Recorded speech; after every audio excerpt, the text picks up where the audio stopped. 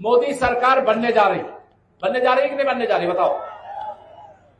अब ये जौनपुर वालों को जो ताकत आपने 2022 के विधानसभा चुनाव में दिखाई थी, उससे दुगनी ताकत, उससे दुगने तिगुने वोट के अंतर से आप सबको जौनपुर लोकसभा हो चाहे मछली शहर लोकसभा, कमल के फूल की बटन दबा करके मोदी जी के सेना में जौनपुर और मछली शहर के सांसद को भी भिजवा देना, ये मैं आप सबसे अपील करना चाहता हूं। एक बात और ध्यान रखना, दुष्प्रचार बहुत करने वाले घूम रहे होंगे, किसी के दुष्प्रचार में मत फंसना। भाजपा ही वर्तमान है, भाजपा ही भविष्य है। भाजपा 2024 में भी है और आप सबके आशीर्वाद से देश और प्रदेश में 2047 तक रहेगी। जब तक एक एक गरीब को अमीर नहीं बना देंगे, हमारी जो गरीब माताएं बहनें उनको लखपति दीदी नहीं बना देंगे, हमारे जो नौजवान हैं उनके लिए रोजगार के अवसर नहीं उपलब्ध करा देंगे, जब तक जो बेघर, अभी भी 1 लाख से लगभग अधिक घर हमने जौनपुर जिले में दिया है, लेकिन मोदी जी ने कहा है अभी भी मेरे बहुत सारे गरीब ऐसे हैं जिनको प्रधानमंत्री आवास की आवश्यकता है कि नहीं है, बताओ। मोदी जी ने कहा है आप सबके आशीर्वाद से 4 जून को 4 बजे 400 पार होने के बाद, तीसरी बार मोदी सरकार बनने के बाद 3 करोड़ और घर बनाने की शुरुआत की जाएगी। और यह विभाग मेरे पास ही है, कोई चिंता मत करना, जितना घर चाहिए उतना घर दिया जाए। और यहां बहुत बड़ी संख्या में हमारे ऐसे भी परिवार के सदस्य बैठे होंगे। मोदी जी चूंकि गरीब मां बाप के बेटे हैं, उनके पिताजी चाय बेचते थे, उनकी माताजी दूसरों के घर में झाड़ू पोछा करती।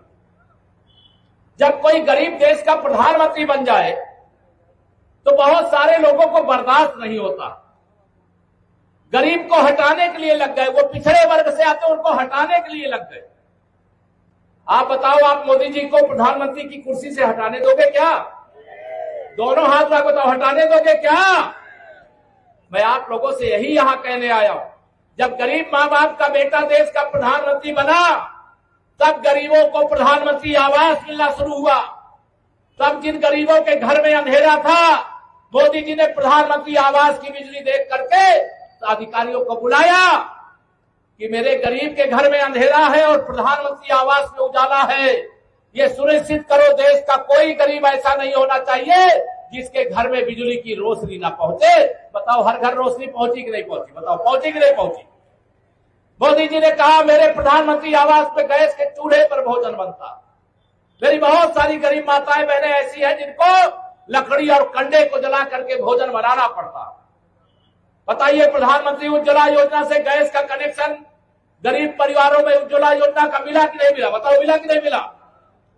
हम भी गरीब परिवार से निकल करके आए। बहुत सारे लोग बीमार हो जाते थे, लाखों रुपए इलाज के लिए खर्चा होगा इस डर से इलाज नहीं कराते थे और बीमारी पाले पाले मर जाते थे। लेकिन मोदी जी ने कहा अब गरीब मां बाप का बेटवा देश का प्रधानमंत्री है, अब कोई गरीब इसकी चिंता ना करे, 5 लाख रुपया तक के इलाज की सुविधा प्रधानमंत्री आयुष्मान कार्ड से मोदी जी ने देने का काम शुरू किया। अब ये विरोधियों को कैसे अच्छा लगेगा? इस देश के अंदर 80 करोड़ ऐसे लोग हैं जिनको 3 साल से ज्यादा समय हो गया प्रधानमंत्री गरीब कल्याण अन्न योजना का राशन वितरण हो रहा है कि नहीं हो रहा है? अब ये सारे जो विरोधी हैं, इनको सबको ये अच्छा नहीं लगेगा। अगर कोई बिना खाए मर जाए तो कहे मोदी जी की सरकार में भूख से मर गए, और अगर मोदी जी गरीबों का पेट भरे तो कह रहे हैं 80 करोड़ लोगों को राशन देने की क्या आवश्यकता है? वो मोदी जी हैं, वो गरीबी का दर्द जानते हैं और उस दर्द को जानने के कारण ही ये सारी व्यवस्था कर रहे हैं। और मोदी जी ने कहा है, मैं आपको बता दूं, ये 4 जून के बाद भी 5 साल तक राशन जो मिल रहा है ना, ऐसे मिलता रहेगा। अब आप सब सोचते थे कहां से मिली, कहां से मोदी जी लाई है? तो मोदी जी, उनका कुछ करने की जरूरत नहीं। उन्होंने कहा है कि न खइबे न खाए देबे, और जौन गरीबन का लूट के खाए के भरे तिजोरी बड़ी बड़ी ओका निकाल के गरीबन में बांट देबे। अब इस जब छापा पड़त है तो जैसे ही आपका पूरा पांडाल भरा है ना, उबल गया है, देखिए उधर भी खड़े इधर भी खड़े सब लोग, तब उनको लग रहा है कि अगर ये छापे पड़ते रहेंगे तो जो देश को लूट करके उन्होंने इकट्ठा किया है मोदी जी सब वसूल लेंगे, वसूल करके वो देश के और गरीब के भलाई में फिर खर्च कर देंगे। बताओ अच्छा कर रहे हैं कि नहीं कर रहे हैं? दोनों हाथ उठा के बताओ अच्छा कर रहे हैं कि नहीं कर रहे हैं? अभी मोदी जी ने कहा जो 10 साल देखे हो ना वो तो टेलर है, पूरी पिक्चर तो 4 तारीख के बाद दिखाने का काम किया जाएगा। बहुत लूटा है इन लोगों ने देश को। इनका फार्मूला था, अगर कोई योजना बनाते थे और उस योजना का पैसा 100 रुपया तय करते थे कि किसी गरीब को 100 रुपया देना है, तो उसमें से 85 रुपया उनकी दलाली फिक्स रहती थी। और ये केशव प्रसाद नहीं कह रहे हैं, ना नरेंद्र मोदी जी कह रहे हैं, ये श्री राहुल गांधी जी के पिता श्री राजीव गांधी जी ने संसद में खड़े होकर के कहा था कि हम दिल्ली से 1 रुपया भेजते हैं, चाहे लखनऊ से 1 रुपया भेजते हैं, जिसके पास भेजते हैं वहां 15 पैसा पहुंचता है। लेकिन मोदी जी को आपने प्रधानमंत्री बनाया, 52 करोड़ देश में खाते खोले और दिल्ली से 34 लाख करोड़ रुपया भेजे, पूरा 34 लाख करोड़ लोगों के खाते में पहुंचा। ये ईमानदार मां बाप का बेटा है, इसलिए ये पहुंचा। अब ये विरोधियों को ये लग रहा है कि अगर मोदी जी गरीबों का हित करेंगे तो गुंडों का क्या होगा, अपराधियों का क्या होगा, माफियाओं का क्या होगा। आप विश्वास रखना, उनकी अच्छे से दवाई होगी, अच्छे से ठोकाई होगी। चिंता मत करना, आप चिंता मत करना, गुंडागर्दी नहीं रहेगी, ये विश्वास दिला करके जा रहा हूं। हमारा देश, हमारा प्रदेश आप तो जाके सही रास्ते पर चला है, और ये सारे विरोधी गिरोह के लोग मिलकर के सोचते हैं मोदी जी को प्रधानमंत्री की कुर्सी से हटा देंगे। आप बताओ, आप सब अगर मोदी जी को पीएम बनाना चाहोगे तो वो हटा पाएंगे क्या? दोनों हाथ उठा बताओ, हटा पाएंगे क्या? उनकी औकात ही नहीं है। इसलिए मैं दावे से कहता हूं कि उत्तर प्रदेश की 80 की 80 लोकसभा सीटें भारतीय जनता पार्टी गठबंधन जीत रहा है। और जौनपुर से हमारे आदरणीय कृपा शंकर सिंह जी, दोनों हाथ उठा के आशीर्वाद दे सब लोग। ये आशीर्वाद कृपा शंकर जी और केशव प्रसाद मौर्य को नहीं है, ये आपका आशीर्वाद माननीय नरेंद्र मोदी जी को है। आप कमल का बटन दबाओगे, कृपा शंकर सिंह जी को सांसद बनाओगे, तभी मोदी जी प्रधानमंत्री बनेंगे। अब ये सारे विरोधी चाहते हैं दूध में नींबू डालना चाहते हैं, हमारे परिवार को बांटना चाहते हैं। मोदी जी नहीं होते तो ये केशव प्रसाद मौर्य लगातार दूसरी बार उत्तर प्रदेश का डिप्टी सीएम बनता क्या? बताओ बनता क्या? लगातार दूसरी बार डिप्टी सीएम बना। और आप सबको मालूम है बगल में बिहार है, बिहार में सम्राट चंद्रगुप्त मौर्य के वंशज सम्राट चौधरी, वो भी अपने ही हैं। उनका वहां क्या बनाया? डिप्टी सीएम बनाया। बिहार प्रदेश का वो भी अध्यक्ष है। और इधर चलिए हरियाणा दिल्ली के बगल में, वहां पर नायब सिंह सैनी जी हैं, अभी उनको भी मुख्यमंत्री वहां बना दिया। और इधर चलिए मध्य प्रदेश में, ये सैफई खानदान वाले बड़े परेशान हैं, कह रहे मध्य प्रदेश में भाजपा की सरकार बनी, वहां डॉक्टर मोहन सिंह यादव को मुख्यमंत्री बना दिया। ये भारतीय जनता पार्टी है। यहां कोई साधारण सा कार्यकर्ता बड़े से बड़े जिम्मेदारी को निर्वाह कर सकता है। अगर एक आदिवासी समाज की बेटी आदरणीय द्रौपदी मुर्मू जी को माननीय नरेंद्र मोदी जी हिंदुस्तान की राष्ट्रपति बनाने का काम कर सकते हैं, एक चाय बेचने वाले के बेटे को भारतीय जनता पार्टी देश का तीसरी बार प्रधानमंत्री बनाने जा रही है। बताओ यहां कुछ असंभव है क्या? अब मैं अगर पूछूं श्री अखिलेश यादव जी मुझसे बड़ा नाराज रहे, मैं उनसे पूछता हूं, ये बताओ, ये पूरे उत्तर प्रदेश की 80 सीट में से कौनो दूसरा यादव नहीं मिला रहा आपके परिवार के अलावा जगह लोकसभा का टिकट नहीं देते? दे नहीं, क्यों को बताओ, दे नहीं। मैं ये कहते हैं हम पीडीए चलाते हैं। मैंने कहा पीडीए नहीं, तुम परिवार डेवलपमेंट अथॉरिटी चलाते हो। इनके पीडीए का केवल यही मतलब है। और जब मैं कहता हूं कि मैं तुम्हारी साइकिल को 2017 में पंचर कर चुका हूं, तो ये कहते हैं, इनके चाचा हैं एक प्रोफेसर राम गोपाल यादव जी, कहे केशव जी से हम साइकिल का पंचर बनवाएंगे। हमने कहा हम जौनपुर में जाके कहे आई बे कि इनकी साइकिल का पुर्जा खोल करके पैकिंग करा करके साइकिल को, सपा की साइकिल को सफाई में पार्सल कर दियो। कर दियो कि नहीं कर दियो, बताओ। मैं आप सब लोगों को यही कहने आया हूं। मैं ये नहीं चाहता कि इनकी गाली का जवाब आप गाली से दो। मैं भी गाली का जवाब गाली से नहीं देता। श्री अखिलेश यादव जी ने मेरे स्वर्गीय पिता के बारे में अपमान भरे शब्द सदन के अंदर कहे थे, लेकिन मैंने कहा अखिलेश जी मैं आपकी गाली का जवाब गाली से नहीं दूंगा। मैं लोगों के बीच जाकर के कहूंगा इनकी गाली का जवाब कमल का बटन दबा करके दीजिए। कृपा शंकर जी सहित उत्तर प्रदेश में भाजपा गठबंधन के जितने प्रत्याशी उनको सांसद बना करके दीजिए और माननीय नरेंद्र मोदी जी को तीसरी बार प्रधानमंत्री बना करके दीजिए। यही जवाब होगा। ये जब सत्ता नहीं रहती ना, सत्ता के बिना जैसे पानी के बिना मछली तड़पती है, वैसे ही सत्ता के बिना ये सपा बसपा कांग्रेस वाले तड़पते हैं। अब इनकी सत्ता छीन लिए तो लगता है इनकी जान निकल गई, लेकिन अगर ये गुंडागर्दी नहीं करते, भ्रष्टाचार नहीं करते, परिवारवाद नहीं करते, तो सत्ता में थे, सत्ता में रहते, इनको हटाते क्या कोई? जब सत्ता में थे कुछ याद नहीं था, सत्ता से बाहर हो गए तो सब कुछ याद आ गया, और सत्ता में आते ही फिर सब भूल जाएंगे। इनका फार्मूला क्या है? इसी उत्तर प्रदेश के अंदर मुख्यमंत्री थे बाबूजी कल्याण सिंह जी थे, जानते हो सब लोग कि नहीं जानते हो?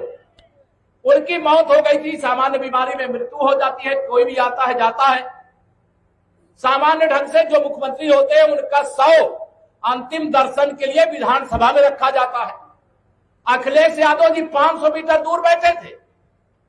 उनको श्रद्धांजलि देने केवल इसलिए नहीं आए कि उनका जो वोट बैंक है, जिन आतंकवादियों के मुकदमे इन्होंने वापस लिए थे, जिनको दंगा करने की खुली छूट दिया था, जिन्होंने समाजवादी पार्टी की साइकिल से अतीक अहमद जैसे अपराधियों को, माफियाओं को सांसद बनाया था, वही श्री अखिलेश यादव जी जो 500 मीटर चल करके बाबूजी कल्याण सिंह को श्रद्धांजलि नहीं देने गए, वही गाजीपुर का माफिया उसको मसीहा बता करके उसकी कब्रिस्तान पे फतीहा पढ़ने के लिए गए थे कि नहीं? बताओ, गए थे कि नहीं गए? रामलला की जन्मभूमि पर मैं एक राम जन्मभूमि आंदोलन का सिपाही हूं, कार सेवक। राम जन्मभूमि आंदोलन के लिए जो राम भक्त नियत थे, श्री राम जय जय राम का जाप करते थे, वो रामलला का दर्शन करने जा रहे थे। उनपे गोली चली थी कि नहीं चली? बताओ। सब कुछ भूल करके श्री राम जन्मभूमि मंदिर निर्माण का जो ट्रस्ट है, उसने 22 जनवरी 2024 में उनको न्योता दिया कि आइए आप भी रामलला के प्राण प्रतिष्ठा समारोह में शामिल हो जाइए। लेकिन ना वहां राहुल जी गए, ना उनके दोस्त अखिलेश यादव गए। ये दोनों लोगों ने रामलला का निमंत्रण ठुकरा दिया। अब बताइए, जिन्होंने रामलला का निमंत्रण ठुकराया है उनको ठुकराना चाहिए कि नहीं ठुकराना चाहिए? मैं आप सबको ये अपील करने आया हूं, ये समाजवादी पार्टी ना गुंडों, अपराधियों, माफियाओं, दंगाइयों, भ्रष्टाचारियों को पैदा करने की फैक्ट्री है। ये कभी गरीब का भला नहीं चाह सकते। ये पिछड़ों, दलितों के दुश्मन है। ये दंगे करा सकते हैं, जमीनों पर कब्जे करवा सकते हैं, ये मकानों पर कब्जे करवा सकते हैं। और हमें याद रखना चाहिए, जब सपा की सरकार थी उस समय जिस गाड़ी में सपा का झंडा, उस गाड़ी में बैठा गुंडा रहता था कि नहीं रहता? बताओ। जिनका खाली प्लाट हो किसी का कब्जा कर लेते थे। आप सब लोगों ने कृपा करके इनको आईसीयू में भेज दिया है। कहां भेजा है? जोर से बोलो, कहां भेजा है? आईसीयू में। अब ये तीनों के बारे में बता रहा हूं। सपा सांपनाथ, बसपा नागनाथ और कांग्रेस कालियानाग। इन तीनों को अब ऑक्सीजन दोगे क्या? दोगे क्या? ध्यान रखना, अब इनको ऑक्सीजन मत देना, ये 2024 के बाद समाजवादी पार्टी समाप्तवादी पार्टी हो जाएगी। याद रखना जो मैं कह रहा हूं, इसको विश्वास रखना। और 2024 के बाद 2027 का जब विधानसभा चुनाव आएगा तब अखिलेश जी लंदन में होंगे, इनके दोस्त इटली नानी के घर में होंगे, ये भी ध्यान रखना। 2024 का यह लोकसभा चुनाव निर्णायक चुनाव, ये गरीबों के बीच में और गुंडों के बीच में, ये गरीब किसानों के बीच में, भ्रष्टाचारियों के बीच में चुनाव। यहां बहुत सारे किसान बैठे हो जिनको 2-2 हजार की सम्मान निधि आती होगी, हर 4 महीने में आती है कि नहीं आती है। अगर ये लोग सरकार में आते तो 2000 ना आते, उसका 15% 300 रुपया होता है। आप लोगों को मिलता 300 रुपया और 1700 रुपया इनके दलालों के खाते में चला जाता, तिजोरी में चला जाता। मोदी जी ने इनकी दलाली क्या बंद कर दिया, ये सब मोदी जी के दुश्मन हो गए। लेकिन उनको मालूम है 10,000 दुश्मन 140 करोड़ लोग दोस्त बन गए हैं, उनके परिवार के सदस्य बन गए हैं। मैं आप सबको आज यहां पर यही आह्वान करूंगा, किसी भी स्थिति में 2024 की लोकसभा चुनाव हमें बड़े अंतर से भाजपा का कमल खिलाना है। माननीय नरेंद्र मोदी जी ने जम्मू कश्मीर से 370 हटाया कि नहीं हटाया, बहुत बड़े बड़े काम हुए, उसका वर्णन नहीं करूंगा, देर हो गई, गर्मी बहुत है।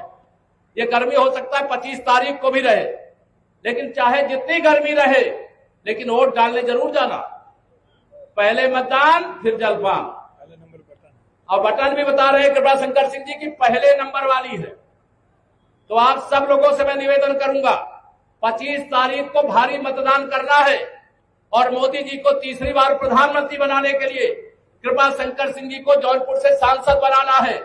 और ये ध्यान रखना, यहां प्रत्याशी कृपा शंकर सिंह जी नहीं, यहां के प्रत्याशी प्रधानमंत्री श्री नरेंद्र मोदी जी है। यहां के प्रत्याशी मुख्यमंत्री योगी आदित्यनाथ जी है। यहां का प्रत्याशी केशव प्रसाद मौर्य है। आपकी कोई भी समस्या होगी, मैं लखनऊ में भी बैठा हूं, जौनपुर बुलाओगे जौनपुर भी आऊंगा। अभी गिरीश जी एक वादा बाकी रह गया भाई, 2022 में मैंने कहा था चुनाव के बाद आऊंगा, कहा था ना, मुझे याद आ रहा। लेकिन 4 जून को 4 बजे के बाद जब रिजल्ट आ जाएगा तो पहले तो प्रधानमंत्री जी की शपथ समारोह देखा जाएगा, विजय उत्सव देखा जाएगा। लेकिन जून, जुलाई, अगस्त, सितंबर, अगर नहीं तो अक्टूबर में चाहे बुलाना, लेकिन एक बार बुलाओगे कि नहीं बुलाओगे। मुझे पता चला यहाँ जौनपुर वाले भी हैं, बदलापुर वाले भी हैं, क्यों सब लोग हो। तो सबसे मेरी यही विनती है, क्योंकि हमारा और आपका बहुत दूर का रिश्ता नहीं है, हम प्रयागराज वाले, आप जौनपुर वाले, पड़ोसी है, एक दूसरे के सुख दुख के साथी है। आपकी समस्या और उसका समाधान मेरा संकल्प है। और मेरे भारतीय जनता पार्टी के जितने भी कार्यकर्ता हैं, ध्यान करके सुने भाई, मैं कृपा शंकर सिंह जी से भी कह रहा हूं, अब मेरी ये बातें नहीं है, मेरा बूथ अध्यक्ष हो, चाहे साधारण से साधारण पन्ना प्रमुख हो, और चाहे अन्य कोई पदाधिकारी हो, मेरे हर कार्यकर्ता के सम्मान का ध्यान रखना, उसकी समस्या का ध्यान रखना, सर्वोच्च प्राथमिकता पे उसका समाधान करवाने का प्रयास करना। हमारे माननीय मंत्री जी और विधायक जी और पार्टी के सभी पदाधिकारी तो कार्यकर्ताओं के साथ हैं ही, लेकिन केशव प्रसाद मौर्य पहले कार्यकर्ता है, बाद में डिप्टी सीएम है। इस बात को ध्यान में रख करके मेरी माताओं बहनों, आप सब बड़ी संख्या में आई।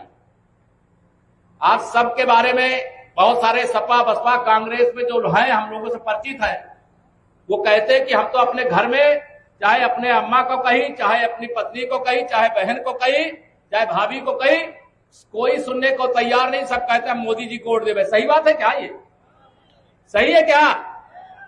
कोई की घरवा में कोई सुनते नहीं है। और प्रधानमंत्री जी कहते हैं कि माताएं बहनें, जो देश की आधी आबादी, वो मेरी स्टार प्रचारक। सही है, ये बात सही है ना? आप सबके कंधे पर भी जिम्मेदारी है, ध्यान रखना। और मेरे नौजवानों, विकसित भारत बनाने की गारंटी अगर मोदी जी ने दिया है तो भारत विकसित राष्ट्र बनेगा। अगर ये बेईमान लोग 60 साल देश में शासन ना किए होते, भाजपा शुरू से सत्ता में होती, तो हमारा देश विकासशील नहीं, विकसित होता। हर घर में नल से जल पहुंचाने की बात ये राहुल गांधी जी सोचेंगे जो चांदी का चम्मच लेके पैदा हुए, ये अखिलेश यादव जी सोचेंगे जो सोने की थाली में भोजन करते हैं। ये गरीबों का दर्द ही नहीं जान सकते, जाके पैर न फटी में भाई, वह कहा जाने पीर पर आई। जो गरीबी में जिया ही नहीं, वो गरीबों का दर्द महसूस कर सकता है क्या? अच्छा भाषण देने से वोट नहीं मिलते, जब नेताजी मुलायम सिंह यादव जी थे तो बहुत लोग आपको वोट दे करके मुख्यमंत्री बनाए हैं, लेकिन हिंदुस्तान का सबसे असफल अगर